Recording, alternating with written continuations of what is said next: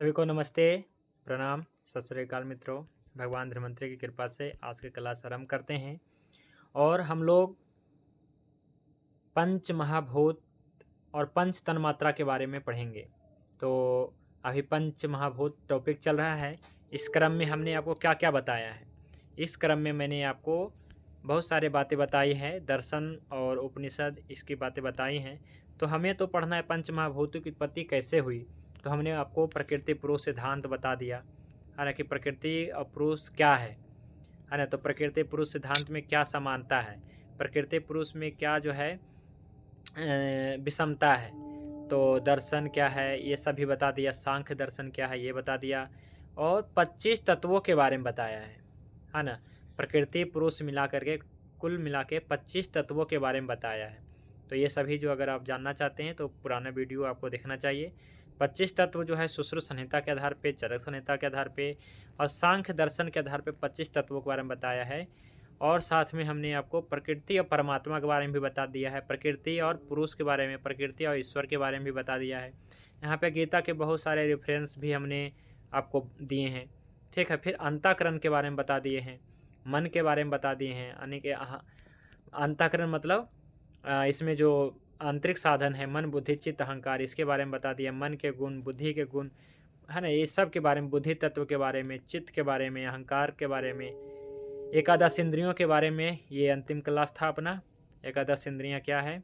और आज हम पढ़ेंगे पंच तन मात्रा एवं पंच महाभूत।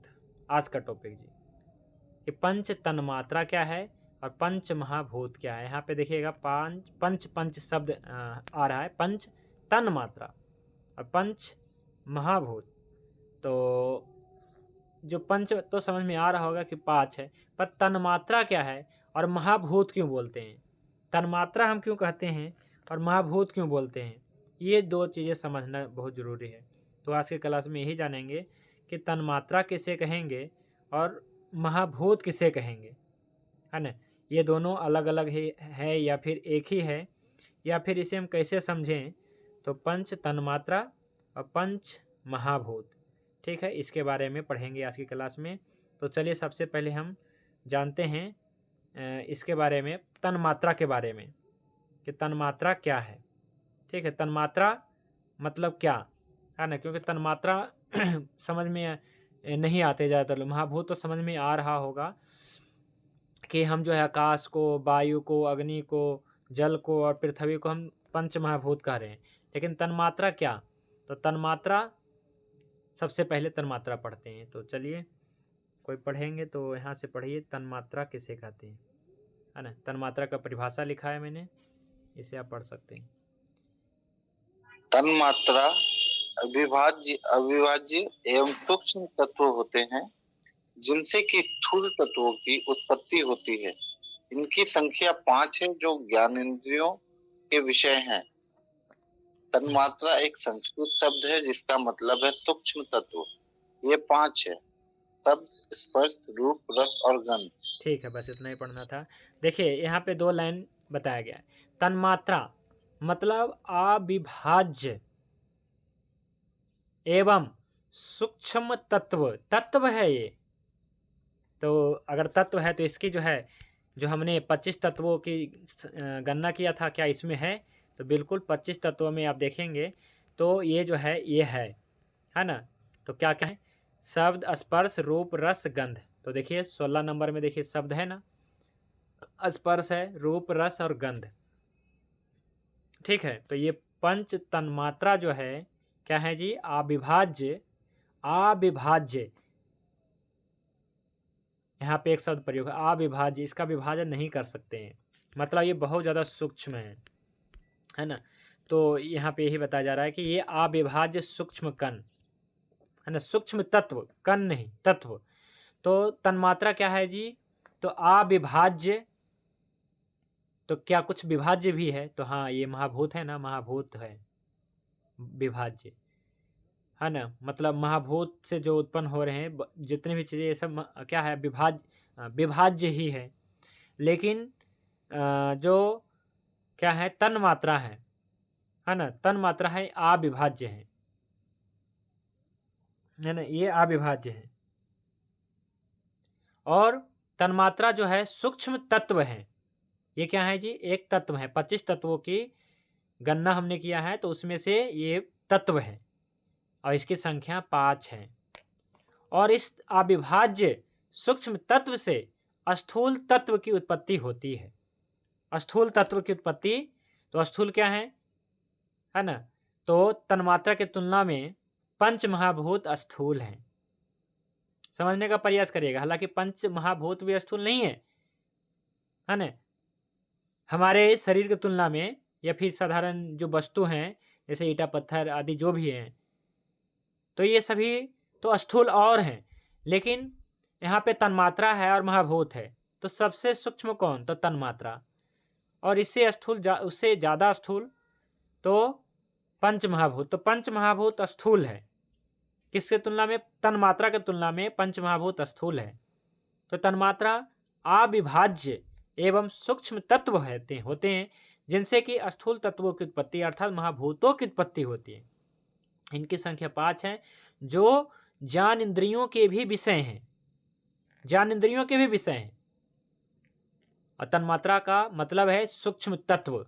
तन्मात्रा का अर्थ है सूक्ष्म तत्व, और ये अविभाज्य भी हैं। और ये 5 हैं।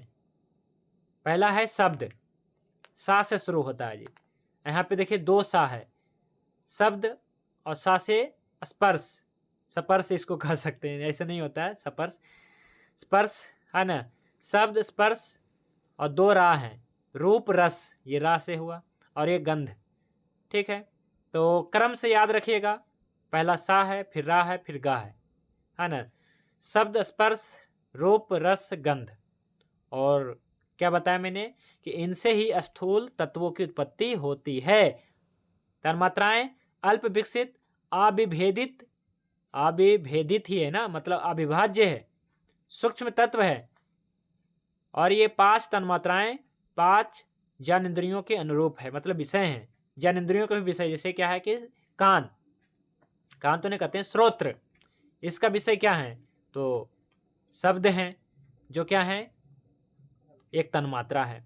तो ये 5 तन्मात्राएं जो हैं पंच महाभूतों के मूल सूक्ष्म रूप है। जो पंच महाभूत आगे बताने वाला हूँ वो आप जानते भी हैं, जैसे आकाश, वायु, अग्नि, जल, पृथ्वी। तो ये पंच महाभूतों के मूल सूक्ष्म रूप है। मतलब पंच महाभूतों के भी सूक्ष्म करें तो निकल के आएगा तन्मात्रा, निकल के आएगा। परंतु तन्मात्रा अविभाज्य है, इसका सूक्ष्म रूप नहीं है।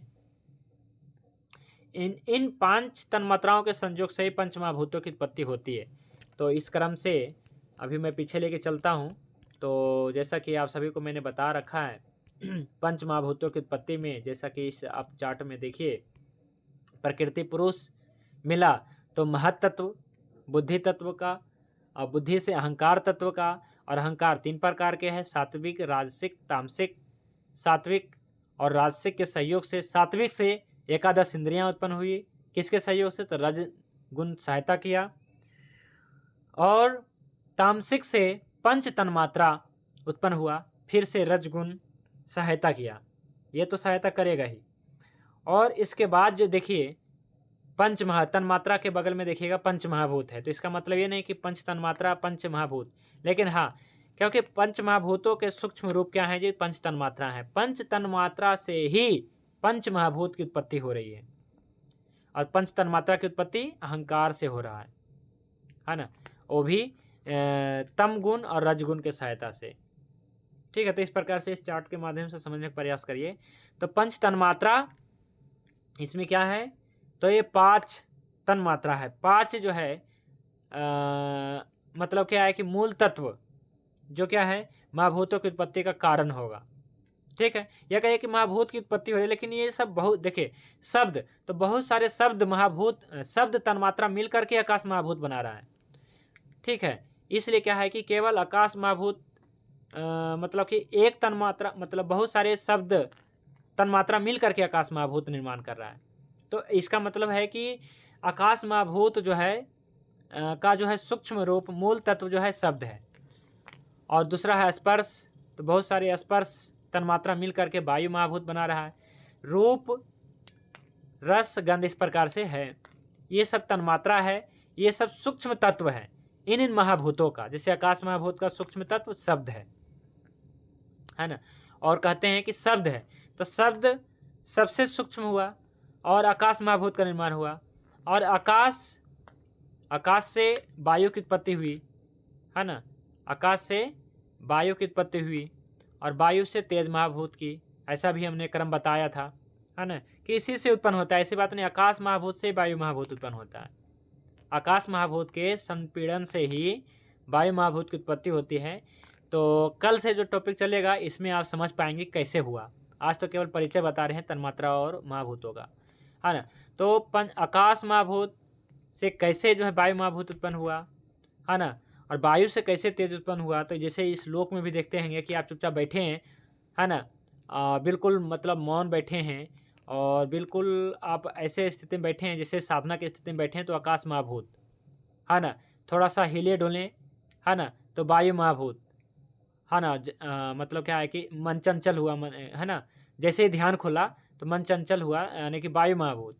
और इसके बाद हिलने डोलने से, है ना, तेज महाभूत उत्पन्न हुआ। जब तेज महाभूत उत्पन्न होता है तो जल महाभूत उत्पन्न होता है ना। और जल महाभूत उत्पन्न हुआ तो ही जल जो है जम करके, है ना, पृथ्वी महाभूत उत्पन्न हुआ। तो इस प्रकार से आगे मैं बताऊंगा। तो इस संसार में मतलब इस सृष्टि में भी ऐसा ही मतलब क्रम चलता है और अपना जो है सूक्ष्म रूप से भी यही चलता है। तो इसको कैसे बताया गया है सृष्टि में। आकाश महाभूत का जो गुण है, या कहिए कि जो मूल तत्व है, आकाश कैसे उत्पन्न हुआ, तो मूल तत्व इसका शब्द है। मूल तत्व शब्द है। और शब्द जो है शब्द जो है तन्मात्रा जो उत्पन्न हो रही है अहंकार से। तो कल जो है आकाश महाभूत के बारे में पढ़ेंगे, लेकिन आज केवल जो है तन्मात्राओं और महाभूतों का परिचय देखते हैं, ठीक है। तो ये भी मैंने आपको बता ही दिया था, पहले भी बताया था। देखेंगे गुण, आकाश महाभूत का जो तन्मात्रा है तो शब्द है। तो तन्मात्रा मतलब क्या है कि यहाँ पे एक शब्द नहीं है, यहाँ पे मतलब बहुत सारे शब्द, मतलब यहाँ पे जो शब्द है एक तत्व है। तो शब्द को एक तत्व के रूप में लिया है और यह जो है एक तन्मात्रा है, मतलब इसका एक जो है शब्द आकाश महाभूत का एक अविभाज्य सूक्ष्म कण है आकाश का। इसी प्रकार से वायु का जो है तन्मात्रा देखिएगा, ये अकेला नहीं है, शब्द अकेला नहीं है, यहाँ पे स्पर्श भी आ गया। तो शब्द भी है, स्पर्श, ये दोनों तत्व, है ना, जो क्या है, ये तन्मात्रा अविभाज्य है। इसका जो है विभाजन नहीं कर सकते हैं, है ना। ये अविभाज्य है क्योंकि ये सूक्ष्म कण है और इससे महाभूतों की उत्पत्ति हो रही है, ये है। अब देखिए महाभूतों के गुण तथा नाम। गुण भी पढ़ेंगे और नाम। मुख्य रूप से क्या पढ़ेंगे, गुण पढ़ेंगे। तो आज परिचय है, कल से जानेंगे गुण बारे बारे से कि आकाश महाभूत के क्या गुण हैं। यहाँ पे संक्षेप में आज हम जान रहे हैं, ठीक है। परिचय के रूप में पढ़िए महाभूतों के गुण तथा नाम।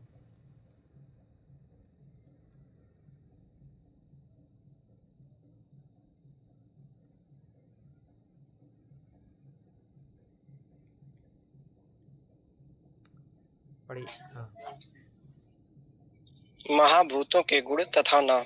आकाश, वायु, अग्नि, जल और पृथ्वी, ये पंच महाभूत हैं। इनके क्रमशः गुण शब्द, स्पर्श, रूप, रस और गंध। वक्तव्य। आचार्य चक्रपाणी लिखते हैं कि तंत्रकार को यहाँ उद्देश्य क्रम अनुरोध से पंच महाभूत इंद्रियों के अर्थों की चर्चा करनी चाहिए थी, किंतु उसको न कहकर अर्थों की प्रकृति द्वारा गृहीत पंच भूतों के गुण रूप से पराधीन होने के कारण अष्टधातु प्रकृतियों का ग्रहण किया गया है। पंच महाभूतों के इन्हीं नामों तथा गुणों की चर्चा अन्यत्र भी प्राप्त होती है। एक लाइन और पढ़िए। इन महाभूतों के गुणों में गुणांतर प्रवेश क्रम। इन महाभूतों में एक गुण वाला सर्वप्रथम आकाश तत्व है, क्योंकि इसका गुण केवल शब्द है। अगले भूतों के में क्रमशः अपने से पहले भूतों के एक एक गुण बढ़ते जाते हैं। अतएव पूर्व भूत की अपेक्षा पर भूतों में गुणों की वृद्धि मानी गई है। ठीक है। देखिए ये तो पहले ही चर्चा हो चुका है कि महाभूतों के नाम। गुण तो अभी बताना है। नाम क्या है? और गुण संक्षेप में तो यहाँ पे लिखा गया है महाभूतों के गुण, ये तो हैं ही शब्द। जैसे आकाश का गुण क्या है जी? शब्द। लेकिन और भी बहुत सारे गुण है, केवल ये एक गुण नहीं है शब्द, बहुत सारे गुण है, वो मैं बताने वाला हूँ।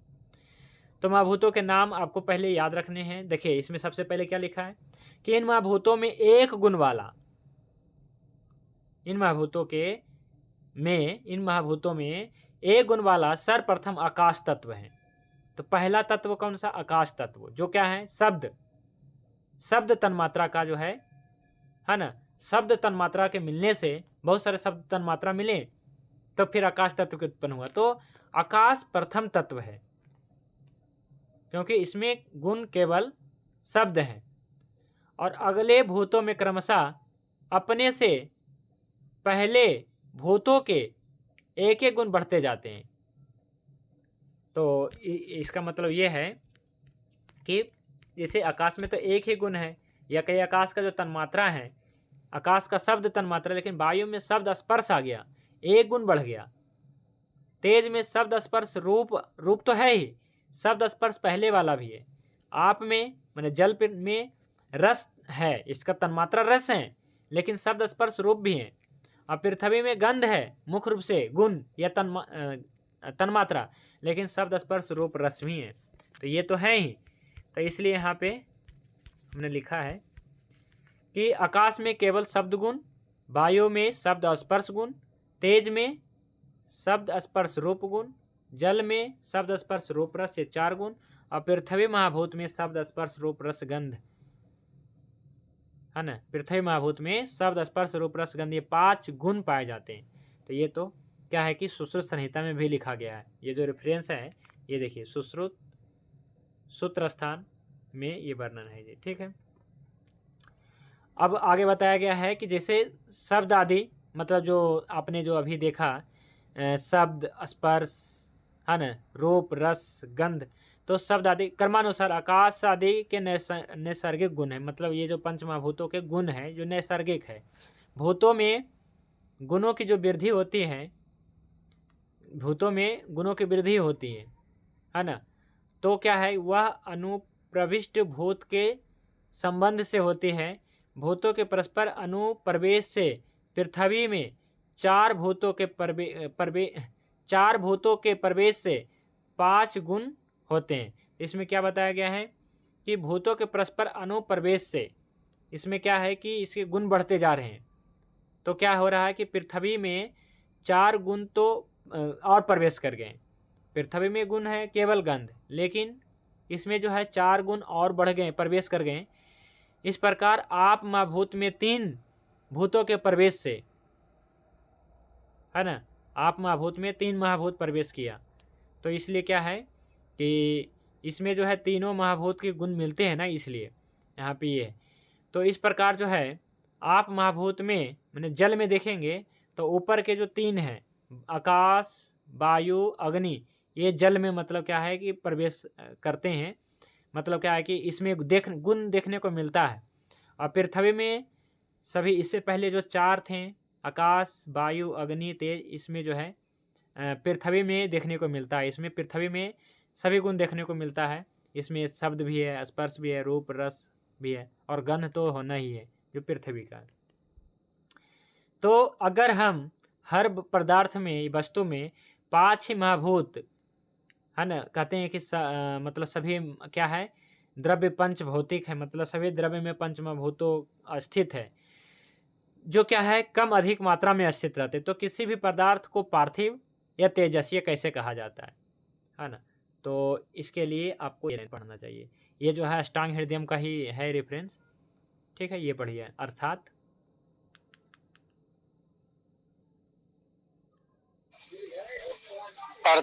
किसी भी द्रव्य विशेष में जिस महाभूत की विशेषता हो, उसी के नाम से वह कहा जाता है। जैसे पृथ्वी महाभूत का आधिक्य होने से उसे पार्थिव या आप महाभूत के आधिक्य से आप्य कहा जाता है। इस प्रकार सभी द्रव्य पंच भौतिक कहे जाते हैं।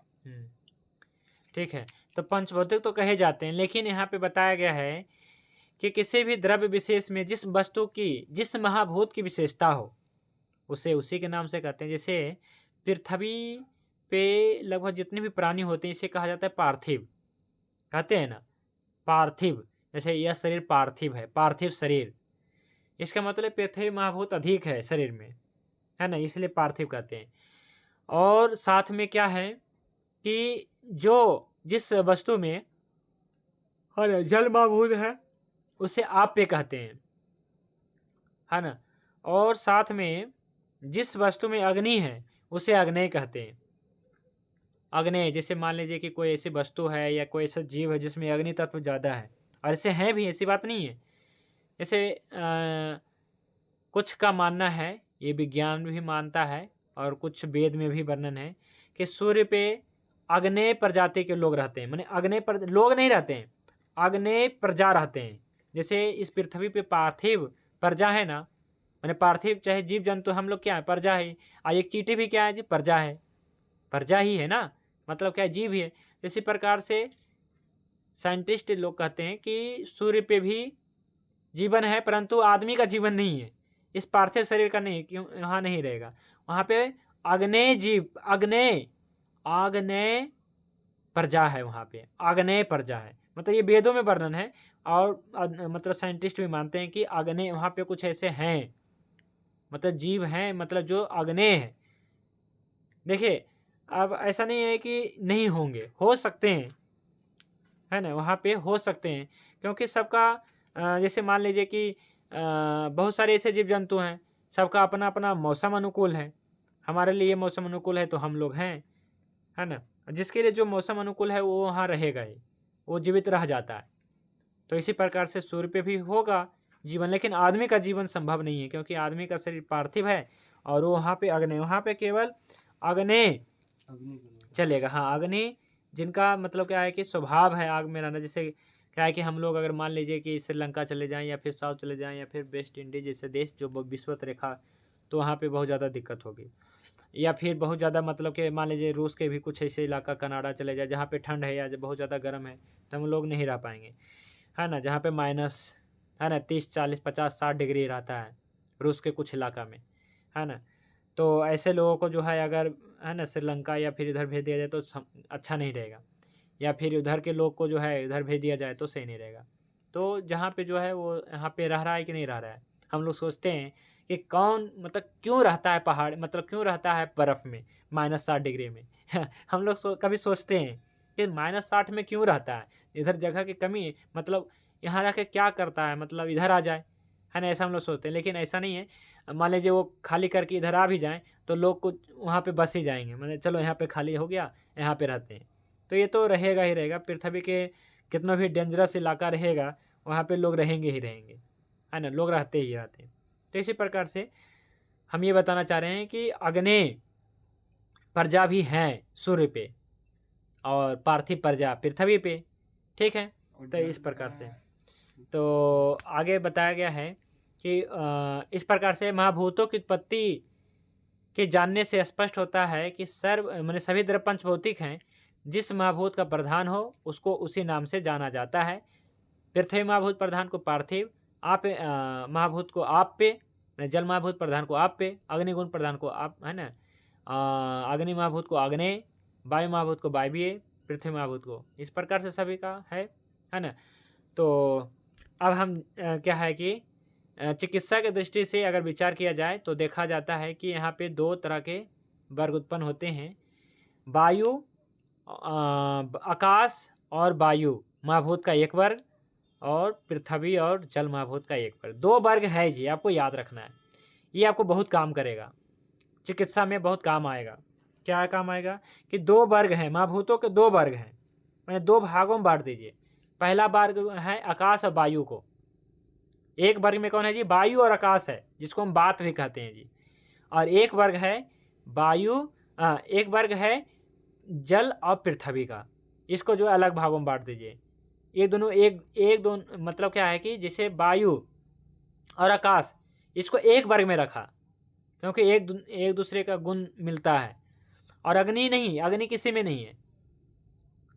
और दूसरे वर्ग में है जल और पृथ्वी, जो क्या है जी, कफ, इसी को कहते हैं ना। वायु मतलब क्या, वायु और आकाश महाभूत, और कफ मतलब क्या, पृथ्वी और जल महाभूत। और एक पित्त हो गया न्यूट्रल वाला। पित्त क्या है कि पित्त न्यूट्रल नहीं कहेंगे, बीचों बीच तो है। आप देखिए 5 महाभूत है। पहला क्या है जी, आकाश, आकाश हुआ। दूसरा वायु, और तीसरे में अग्नि। तो अग्नि बीचों बीच है। अग्नि के बाद भी 2 है, जल और पृथ्वी। तो बीच में कौन है, अग्नि। अग्नि बैलेंस कर रहा है जी। तो अग्नि को महत्वपूर्ण रखना पड़ेगा, है ना। अग्नि महाभूत दोनों ही वर्गों के साथ रहता है। दोनों ही वर्गों के महाभूत एक दूसरे के गुणों को पूर्णतः विरोध दिखाते हैं। दोनों ही वर्गों के महाभूत एक दूसरे के गुणों को पूर्णतः विरोध दिखाते हैं। जैसे वायु का गुण है जी चलत्व, खरत्व। वायु का गुण है रुक्ष गुण, खर गुण, चल गुण। लेकिन पृथ्वी का उल्टा है, जल गुण का उल्टा है। जल गुण का है स्निग्ध गुण, अस्थिर गुण, है कि नहीं, मंद गुण। लेकिन आकाश, तो आकाश और वायु का एक वर्ग है, होता है। जैसे क्या है कि होते हैं ना, जैसे एक वर्ग का मतलब एक समूह के एक जैसा, तो वायु और आकाश एक वर्ग है, अब पृथ्वी और जल एक वर्ग है। अब बीच में है अग्नि। अग्नि महाभूत दोनों ही वर्गों के साथ रहता है। वायु के साथ भी आ जाता है और पृथ्वी के साथ भी आ जाता है। कब कैसे आएगा, चिकित्सा में कैसे प्रयोग करेंगे, ये सब बताएंगे। जब एक एक महाभूतों के बारे में बताएंगे तो समझ में आएगा। अभी कल से मैं आकाश महाभूत बताऊंगा, फिर वायु। तो इस प्रकार से तो आकाश महाभूत वायु महाभूत का एक वर्ग है, जिसमें क्या है, खरत्व, चलत्व बढ़ता है। और इसी को हम वायु और आकाश को ही क्या कहा था मैंने, अवतर्पण जन्य कहता रहता हूँ मैं, अवतर्पण जन्य। और पृथ्वी और आप महाभूत, पृथ्वी और जल महाभूत संतर्पण जन्य, संतर्पण करने वाला। और आकाश महाभूत वायु महाभूत अवतर्पण करने वाला। वायु महाभूत अवतर्पण करने वाला मतलब दुबला पतला करने वाला। पृथ्वी और जल महाभूत संतर्पण मतलब शरीर को बढ़ाने वाला, मोटा तगड़ा करने वाला। मोटा तगड़ा करने वाला महाभूत कौन सा है, पृथ्वी और जल महाभूत। दुबला पतला करने वाला महाभूत कौन सा है, तो आकाश और वायु महाभूत। और अग्नि दोनों के साथ है। अग्नि दोनों में होना चाहिए। मतलब क्या है कि संतर्पण करो या अवतर्पण करो, अग्नि को देखना है, अग्नि को बैलेंस करना है। ठीक है, अग्नि तो महत्वपूर्ण है ना। तो अग्नि चिकित्सा तो करनी ही पड़ेगी। तो अग्नि क्या है, दोनों महाभूतों माने दोनों वर्गों के साथ रहता है। ये आपको जो है, तो 2 वर्ग आपको याद रखने हैं, है ना। इसी से जो है आपके सारे कंसेप्ट आगे क्लियर होंगे, है ना। ये है। अब देखिए क्या है, गौरव क्रम और लाघव क्रम। ये क्या है जी, तो इसमें बताया गया है कि कौन सा महाभूत भारी है। गौरव मतलब भारी और लाघव मतलब हल्का। तो कौन सा महाभूत भारी है, तो इसमें ऐसा बताया गया है कि भारी, कहते हैं आकाश, आकाश सबसे हल्का है। वायु थोड़ा भारी है, अग्नि और भारी है, जल और भारी है, और पृथ्वी और भारी है। इस क्रम में मतलब ऐसा बताया गया है, आकाश, वायु, अग्नि, जल और पृथ्वी, इस क्रम में पूर्व की अपेक्षा उत्तरोत्तर तत्व गुरुत्तर है, मतलब भारी हैं। आकाश से भारी वायु, वायु से भारी अग्नि, अग्नि से भारी जल, जल से भारी पृथ्वी। तो ये बताइए, जल से भारी पृथ्वी, तो अग्नि लगेगी तो जल डालेंगे या मिट्टी डालेंगे, तो पहले पूछेगा। क्योंकि भारी कौन है, जल और पृथ्वी में भारी कौन है, तो जल और पृथ्वी में भारी है अग्नि। जल और पृथ्वी में भारी है पृथ्वी। हाँ, जल और पृथ्वी में भारी है पृथ्वी। तो अग्नि पे भारी कौन पड़ेगा, अग्नि पे भारी पड़ेगा पृथ्वी, ना कि जल। तो इसलिए देखते होंगे व्यवहार में कि जहाँ पे पेट्रोल पंप है या फिर बैंक है या फिर खासकर पेट्रोल पंप पे देखते ही होंगे, स्टेशन है, वहाँ पे पानी नहीं रखा रहता है बकेट में, वहाँ पे रखा रहता है पृथ्वी, मिट्टी रखा रहता है, रेत रखा रहता है, क्योंकि पहले इससे बुझेगा। आजकल तो अग्निशामक यंत्र भी आ गया है, वो तो है ही, वो तो रखा ही रहेगा, लेकिन फिर भी मिट्टी भी रखा है। ये तो सब चीज़ है, लेकिन मिट्टी बकेट तो रहता है ना, उसमें रखा रहता है, जो बाल्टी रहता है। इस क्रम में पूर्व की अपेक्षा जो है उत्तरोत्तर भारी है ये। और लाघव क्रम में देखें तो पृथ्वी से हल्का जल, जल से हल्का अग्नि, अग्नि से हल्का वायु और उससे भी हल्का आकाश। ये है जी। तो आकाश सबसे हल्का है, भारी सबसे पृथ्वी है। इसलिए अब मान लीजिए किसी की अग्नि बढ़ जाए, अग्नि बढ़ जाए शरीर में, मतलब अग्नि बढ़ जाए, तेज महाभूत बढ़ जाए, शरीर में गर्मी बढ़ जाए, तो हम क्या देते हैं जी? हम जल देंगे या पृथ्वी देंगे, या जल महाभूत प्रधान औषधियाँ देंगे या पृथ्वी महाभूत प्रधान देंगे? तो हम ज़्यादातर क्या है, हम जो देते हैं, हम ज़्यादातर पृथ्वी महाभूत प्रधान देते हैं। इसमें मैंने आप सभी को बता रखा है सोना गिरु, स्वर्ण प्रभा बता रखा है जी, सोना गिरु से निर्मित होता है स्वर्ण प्रभा, पता है कि नहीं? क्योंकि शरीर में अग्नि बढ़ गया है तो आपको क्या क्या लक्षण होंगे? शरीर में कहीं भी जलन होगा, शरीर में कहीं भी जलन होगा, अगर गर्मी बढ़ गई तो जलन होगा। और भी बहुत सारे कारण होते हैं, कुछ कहते हैं बाल पक जाते हैं, तो ये कारण है, लेकिन केवल यही कारण नहीं है गर्मी बढ़ गया, केमिकल भी तो लगाते हैं, तो ऐसा नहीं है कि वो ठीक कर देगा केमिकल है ना वाला जो है बाल पक गए तो, लेकिन उष्णता के कारण बाल पके हैं तो ठीक करेगा, दाढ़ी मूंछ पके हैं तो। बाकी शरीर में जलन है, शरीर में क्या है और भी चीज़ें हैं, जैसे कहीं भी क्या रक्त का प्रवाह हो रही है, इसको कहते हैं शीत पित्त, रक्त पित्त, रक्त पित्त हो गया कहीं भी तो उसमें दे सकते हैं। शरीर में गर्मी बढ़ गई है, मुंह में छाले पड़ गए हैं, कहीं भी ऐसा मतलब क्या है कि अग्नि महाभूत बढ़ा हुआ प्रतीत होता है तो हम तुरंत जो है स्वर्ण प्रभा दे देते हैं, इससे लाभ भी मिलता है ना, उससे लाभ भी मिलता है। जैसे क्या है कि रक्त पित्त में देखिए, रक्त पित्त में है ना, अभी जो है 3 दिन पहले वैद्य मनीष जी ने कहा कि उन्होंने कहा, उन्होंने हमसे एक पेशेंट का केस टेकिंग किया था, करवाया था है ना, उसमें उन्होंने बताया कि ब्लीडिंग मतलब हो रहा है, पाइल्स है, ब्लीडिंग पाइल्स है, रक्तार्स है। तो मैंने कहा कि इनको रक्तार्स है तो दीजिए स्वर्ण प्रभा, उन्होंने दिया। 2 दिन के बाद फ़ोन किया कि हम ठीक हो गए, अब क्या करें, दवाई खाएं कि छोड़ दें? तो देखिए ये केवल लक्षण है ना, यह केवल क्या है जी, लक्षण है, जो लक्षण शांत हुआ है, मतलब 3 दिन में इसका क्या हुआ, ब्लीडिंग जो हो रहा था ज़्यादा वो रुक गया, बंद हो गया स्वर्ण प्रभा से। तो कहा कि खाएं कि छोड़ दें, तो मैंने कहा खाते रहिए, देते रहो अभी, क्योंकि अभी केवल लक्षण कम हुआ है, गुण बैलेंस नहीं हुआ। हमें काम करना है गुण बैलेंस तक, गुण बैलेंस तक काम करना है।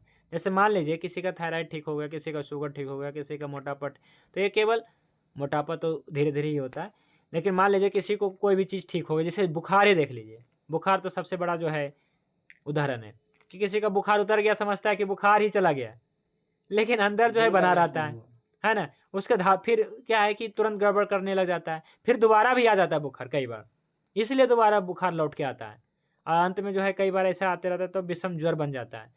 तो कोई भी लक्षण, कोई भी बीमारी, मैं बता रहा हूँ, कोई भी बीमारी का लक्षण आराम आ जाता है तो इसका मतलब ये नहीं ठीक हो गया, गुण बैलेंस होने तक इसे दवाई देना चाहिए। कहेंगे गुण बैलेंस कैसे पता चलेगा गुण बैलेंस हो गया, तो ये तो आपको ही पता करना है कैसे, ये तो अनुभव होता है, धीरे धीरे होगा जब आप करेंगे तो। गुण बैलेंस होने में कम से कम समय भी लगता है, 3 महीना 6 महीना है ना, 9 महीना समय भी लगता है, तो गुण बैलेंस होने तक इसका चिकित्सा करनी चाहिए। तो पंच महाभूतों के क्रम ये है कि पहले तो आकाश महाभूत है जो सबसे हल्का है, और सबसे भारी महाभूत जो है पृथ्वी महाभूत है, ये आपको याद रखने हैं, ठीक है। 2 ग्रुप बता दिया, आकाश और वायु का एक ग्रुप है, जल और पृथ्वी का एक ग्रुप है, तो 2 ग्रुप है जी, मुख्य रूप से 2 ग्रुप है, तीसरा ग्रुप यहाँ पे हम नहीं रखने वाले हैं, ठीक है। तीसरा जो अग्नि है दोनों महाभूतों के साथ में काम करता है, कैसे काम करता है आगे जाने। तो पंच महाभूतों के लक्षण ये अब पढ़िए, पंच महाभूतों के लक्षण यहाँ से शुरू होता है। पंच महाभूतों के लक्षण। पृथ्वी, जल, अनिल, वायु और तेज, इन 4 महाभूतों के क्रमशः खरत्व, दरत्व, चलत्व तथा उष्णत्व ये लिंग लक्षण होते हैं। आकाश का लक्षण है अप्रतिघात, रुकावट का सर्वथा अभाव।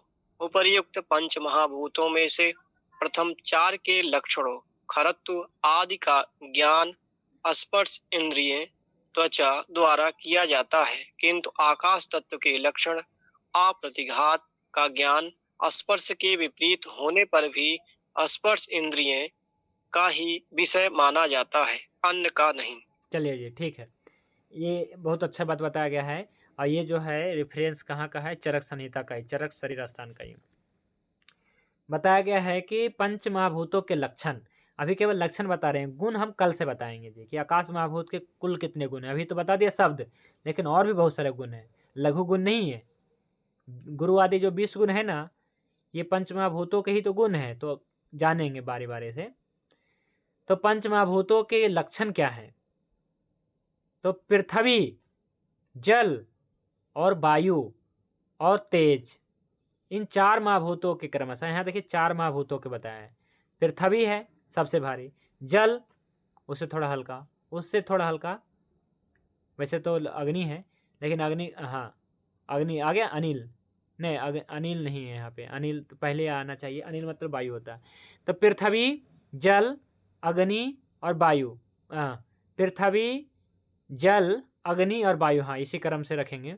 तो पृथ्वी का, या फिर जैसे भी यहाँ पे बताया गया है, यहाँ पे तो पहले बताया गया है पृथ्वी, जल, वायु और तेज, ठीक है। तो इसका लक्षण क्या है क्रमशः? कहते हैं पृथ्वी का जो लक्षण है वो खरत्व है। क्या है जी? पृथ्वी का लक्षण क्या है जी? खरत्व है। और जल का लक्षण द्रवत्व है। और वायु का लक्षण चलत्व है।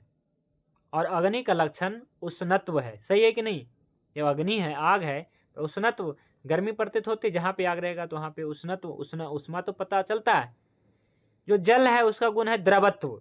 जहाँ पे जल महाभूत रहेगा, मान लीजिए कि आपके दाल में जल महाभूत अधिक है तो द्रवत्व ज़्यादा पतला होगा, और पानी की कमी है तो ठोस होगा। तो इसलिए क्या है, पृथ्वी महाभूत रहेगा तो खारत्व होगा। और वायु महाभूत का चलत्व गुण है, चलने वाला गुण। वायु महाभूत रहेगा तो मूवमेंट वहाँ पे रहेगा, वायु है तो मूवमेंट रहेगा। तो वायु ये चलत्व गुण वाला है, पृथ्वी खरत्व गुण वाला है। जैसे मान लीजिए कि कुछ भी ऐसा, जैसे ईंट देख लीजिए, पत्थर देख लीजिए, ये क्या है जी? पृथ्वी महाभूत है। तो इसको आप स्पर्श करेंगे तो खरत्व तो पता चलेगा ना, रोखा रोखा। लेकिन आप वो हाथ जो है घी में डालिए तो आपका हाथ मुलायम लगेगा। तो इसलिए द्रवत्व गुण है ये। और चलत्व वायु का गुण है, और अग्नि का गुण है उष्णत्व। तो आकाश का गुण क्या है? तो आकाश का गुण है अवकाश। आकाश का गुण है अवकाश, यानी कि अप्रतिघात, मैंने रुकावट का सर्वथा अभाव। लेकिन एक बात बताया गया इसमें कि ये रुकावट का अभाव कैसे पता चलेगा? तो ये स्पर्श इंद्रियां त्वचा के द्वारा ही पता चलेगा। जैसे मान लीजिए दीवार पे आपने लगाया, जैसे आप आकाश में इस प्रकार से हाथ जो है करेंगे तो आपको पता चलेगा, हाँ यहाँ पे सर्वथा रुकावट, माने यहाँ पे सर्वथा रुकावट का अभाव है, तो ये आकाश महाभूत। लेकिन जैसे ही पत्थर पे मारें, जैसे ही आप हाथ जो है अपने दीवार पे मारते हैं तो यहाँ रुकावट आ जाती है। तो हाथ से ही तो पता चलता है, माने स्पर्श इंद्रिय से तो पता चलता है कि आकाश महाभूत है। यहाँ पे ही बताया गया है, स्पर्श इंद्रिय बीजें स्पर्शो ही सविपर्यय, मतलब स्पर्श इंद्रियों के द्वारा ही, है ना। मैंने उपर्युक्त महाभूतों में से प्रथम 4 के लक्षण खरत्व आदि का ज्ञान जो है त्वचा द्वारा किया जाता है, किंतु आकाश तत्व के लक्षण विपरीत होने पर भी, है ना, मैंने आकाश तत्व के लक्षण अप्रतिघात का ज्ञान स्पर्श के विपरीत होने पर भी स्पर्श इंद्रियों का ही विषय माना जाता है, अन्य का नहीं। आँख से या नाक से या कान से, जैसे भी आप देखना चाहें वैसे आँख से भी देखेंगे, हाँ यहाँ पे खाली आकाश महाभूत है। लेकिन मान लीजिए कि कोई अंधा है तो उसका जो है स्पर्श इंद्रिय काम आता है, हाथ काम आएगा ना, कि उसे पता चले हाँ ये जगह खाली है। तो वैसे तो जो 4 महाभूत है, जो पृथ्वी, जल, वायु और तेज, ये सब तो स्पर्श इंद्रियों से पता चलता है, ऐसी बात नहीं है। जो स्पर्श इंद्रिय मैंने त्वचा से पता चलता है, पृथ्वी है, जल है, वायु और तेज है, पता चलता है स्पर्श इंद्रियों से। और आकाश भी पता चलता है स्पर्श इंद्रियों से इस प्रकार से कि जब हम हाथों को घुमाते हैं तो हमारी त्वचा में मतलब कहीं भी तो टच करता है, जब टच नहीं कर रहा है आकाश महाभूत जहाँ पे सर्वथा, जहाँ पे रुकावट का सर्वथा अभाव रहेगा वहाँ पे कुछ है ना स्पर्श नहीं करता है, तो समझ में आता है कि हाँ आकाश तत्व का लक्षण है। इस प्रकार से तो ऊपर मतलब 5 महाभूतों का क्रमानुसार परिचय इस प्रकार दिया गया है। पृथ्वी का लक्षण खरत्व, कठोरता, कुछ उदाहरण तो मिट्टी, पत्थर, ईंटें, बालू आदि के रूप में। जल का लक्षण द्रव्य यानी कि लिक्विड है ना, कुछ उदाहरण तो आप जो भी द्रव्य है, दूध है, घी है, पानी है ना, जल ही तो सबसे बड़ा है ना, जल महाभूत का लक्षण है। वायु का लक्षण चलत्व, स्थिरता है ना, वायु जो गैस है ना है ये भी, लेकिन ये गैस महाभूत नहीं है जी, आपको मैं बताऊंगा है ना, ये गैस महाभूत नहीं है, महाभूत है हम सब से अर्थ जो है इसका नहीं निकालते हैं, ठीक है। और तेज का लक्षण उष्णत्व, जहाँ पे तेज है उसका है गर्मी है ना, और आकाश का लक्षण रुकावट रहित स्थान। ये सभी पंचमहाभूतों का लक्षणों का ज्ञान त्वग इंद्रियों से होता है, ऐसा जो है चरक ऋषि मानते हैं कि जो भी लक्षण है, इन पंचमहाभूतों के लक्षणों का ज्ञान कैसे पता चलता है, तो त्वग इंद्रियों से पता चलता है, त्वचा से चलता है पता, ऐसा चरक ऋषि मानते हैं, ठीक है। तो ये है, बाकी जो है आकाश महाभूत का ये सब के बारे में बता ही दिया है, ठीक है। तो ये था, और भी थोड़ा पढ़ लेते हैं है ना, इसको मैं ही बता देता हूँ चूँकि समय हो गया है और आपका भी प्रश्न होगा कुछ। तो सृष्टि के आरंभ में केवल आकाश महाभूत की सत्ता स्वीकार की गई है। आकाश महाभूत सृष्टि के आरंभ में मतलब क्या है कि पहला महाभूत की बात करें, पहला तत्व नहीं, पहले महाभूत की बात करें तो महाभूत मतलब क्या, महाभूत मतलब स्थूल कण, तन्मात्रा क्या है जी, सूक्ष्मतम कण है, मतलब अविभाज्य कण हो गया ना, और महाभूत क्या है जी, विभाज्य कण है। तो सृष्टि के आरंभ में आकाश महाभूत पहले उत्पन्न हुआ महाभूतों में। आकाश का गुण है शब्द, शब्दा गुणाम आकाशम, माने आकाश से वायु तत्व की उत्पत्ति होती है, आकाश तत्व से वायु की उत्पत्ति होती है। इस वायु में अपना प्रधान गुण है स्पर्श का, है ना, शब्द के पास स्पर्श, तो आकाश का शब्द भी रहता है, आकाश का गुण भी रहता है और बाकी इसका भी गुण रहता है। अतः वायु में स्पर्श शब्द इन दोनों गुणों की सत्ता मानी गई है। जो क्या है कि वायु है, आकाश के बाद जो वायु है, वायु में क्या है स्पर्श, इसके गुण स्पर्श है, शब्द तो है ही, स्पर्श भी है, स्पर्श तो रहेगा ही रहेगा क्योंकि उसका जो है तन्मात्रा है। और इसके बाद जो है वायु से अग्नि की है ना, तेजस की उत्पत्ति, अग्नि की उत्पत्ति, अग्नि में अपना प्रधान गुण है रूप, तो इस प्रकार से अग्नि से जो है आप की उत्पत्ति, जल की उत्पत्ति होती है, और आप से जो है पृथ्वी महाभूत की उत्पत्ति होती है। यहाँ पे संक्षेप में यही है ना। इस प्रकार महाभूतों तो क्या है कि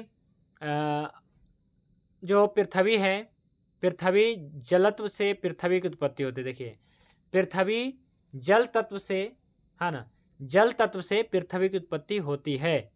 इस पृथ्वी तत्व में अपना प्रधान गुण गंध है, इसके अलावा सभी गुण और हैं, ठीक है। तो देखिए कौन सा महाभूत से कौन सा महाभूतों की उत्पत्ति होती है, पहले तो आपको ये क्रम याद रखने हैं, फिर इसी के अनुसार से एक सिद्धांत है महाभूतों के विलीनीकरण सिद्धांत, तो जिससे जो उत्पन्न होते हैं उसी में विलीन होंगे, वो मैं बताऊंगा आगे, ठीक है। तो आपको जो है इस प्रकार से समझना है। पहला आकाश महाभूत, आकाश महाभूत को संपीड़ित करके वायु महाभूत उत्पन्न हुआ, वायु महाभूत जब संपीड़ित होता है तो तेज महाभूत उत्पन्न हुआ, तेज महाभूत को संपीड़ित करके आप महाभूत उत्पन्न हुआ, आप महाभूत को संपीड़ित करके पृथ्वी महाभूत उत्पन्न हुआ। तो इस प्रकार से 5 महाभूत उत्पन्न हुआ, और यही 5 महाभूतों से पूरा जो है वस्तु बना है, पूरा सृष्टि नहीं। सृष्टि की उत्पत्ति तो हमने प्रकृति पुरुष सिद्धांत के अनुसार बताया, वस्तु का निर्माण, जैसे मानव शरीर है ना, ये कोई इस मतलब जो हम मतलब देखते हैं, जैसे क्या है कि जितने भी पदार्थ देखते हैं, है ना, पृथ्वी पे हम जितने भी पदार्थ देखते हैं ये हमने सुना है ना, तो ये सभी पंच तत्वों से बना है ना। जैसे मान लीजिए कि कोई पत्थर है, तो पत्थर में भी आकाश महाभूत हैं, वो हम कल दिखाएंगे आपको जी, ठीक है। पत्थर में आकाश महाभूत को देखना हम आपको दिखाएंगे कल, ठीक है। कैसे आप देख सकते हैं कि पत्थर में आकाश महाभूत, जी हाँ, पत्थर में भी आकाश महाभूत है, स्थान है। ऐसा नहीं है कि उसमें खाली स्थान नहीं है। हाँ, हमारा ये जो है सूक्ष्म अंगुली प्रवेश नहीं कर, हमारा ये स्थूल अंगुली प्रवेश नहीं कर सकता है, लेकिन पत्थर में भी आकाश महाभूत है। इसलिए हम कहते हैं कि पंच तत्व से बना है ये मैटर, पत्थर, ईंट, जो भी चीज़ें हैं। इसमें वायु महाभूत भी है, इसमें तेज महाभूत भी है। अब पृथ्वी, आप महाभूत तो दिख ही रहा है, मतलब पृथ्वी महाभूत तो दिख ही रहा है। जैसे कोई पत्थर है तो क्या है, पृथ्वी महाभूत। लेकिन ऐसा नहीं कि केवल पृथ्वी है, उसमें जो है आकाश महाभूत का भी रोल है, सभी महाभूतों का रोल है। तो पंच तत्वों से बना है, ऐसा हम मानते हैं। तो कल से जो है एक एक महाभूतों के गुणधर्म से मैं बताऊंगा। आज मैंने केवल जो है इसके परिचय दिया, पंच तन्मात्रा और पंच महाभूतों की उत्पत्ति के बारे में। कल से आकाश महाभूत के बारे में करेंगे। तो दो क्लास सभी महाभूतों के बारे में होने वाला है जी। महाभूत जिसमें हम पढ़ेंगे महाभूतों के गुण, कर्म, है ना, और बहुत सारी चीज़ें हैं महाभूतों के बारे में पढ़ना, है ना। ठीक है, तो आज के लिए बस इतना ही पढ़ेंगे। अब कोई प्रश्न है तो रखिए।